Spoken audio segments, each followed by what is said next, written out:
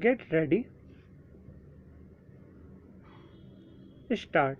British Prime Minister Boris Johnson's move to set an October 15 deadline for reaching a post-Brexit UK-EU trade deal has raised fears of a no-deal scenario.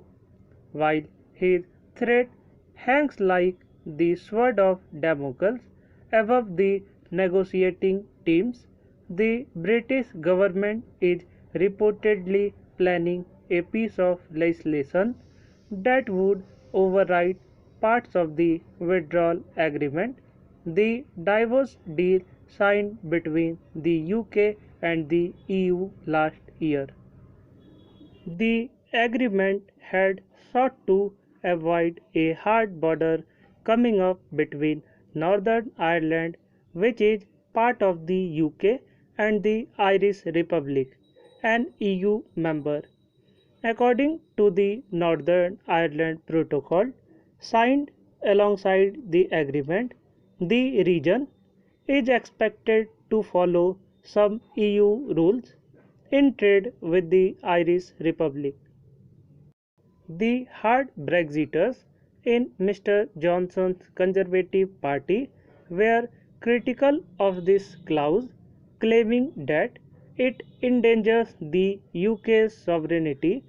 Now, the planned domestic legislation, the Internal Market and Finances Bill, will allow UK courts to follow new UK laws rather than the divorce agreement. Northern Ireland leaders have already called it a betrayal. The real risk of cutting the region off the EU customs code is that physical checks could emerge between the two Irelands, threatening the Good Friday Agreement that brought peace. Though the UK formally exited the Union, it continues to abide by the EU rules during the transition period, which ends in December.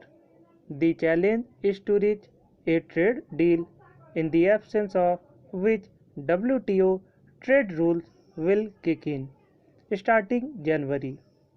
With weeks to go before the deadline, there is still no consensus on issues such as workers' rights, environmental regulations, state aid to businesses, and the Irish border.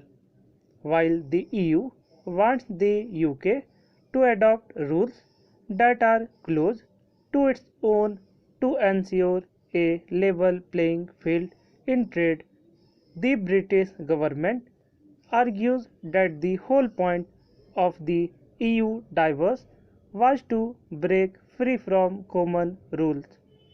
Regarding Northern Ireland, the hard Brexiters are opposed to any special treatment to the region. The new legislation suggests that the government is hardening its position on Ireland as well. Driven by English nationalist fervour, the British leadership appears to be blind to the economic and political consequences of its hard line.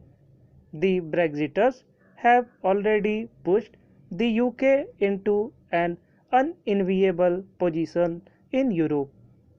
A no deal exit will inflict severe economic costs on the British at a time when the economy is in dire straits due to COVID 19.